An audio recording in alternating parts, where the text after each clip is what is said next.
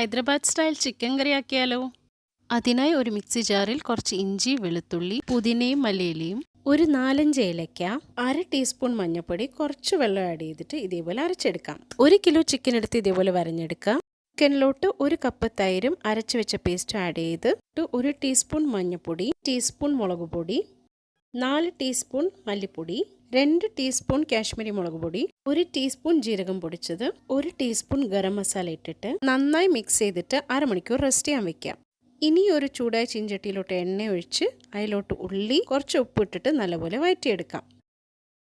ഉള്ളി നല്ലപോലെ വഴന്നു വന്നാൽ അതിൽ നമ്മൾ മാരിനേറ്റ് ചെയ്ത ചിക്കൻ ഇട്ടിട്ട് ഒരു 4-5 മിനിറ്റ് വഴറ്റി അടച്ച് ഒരു 5 മിനിറ്റ് വേവിക്കാൻ വെക്കാം.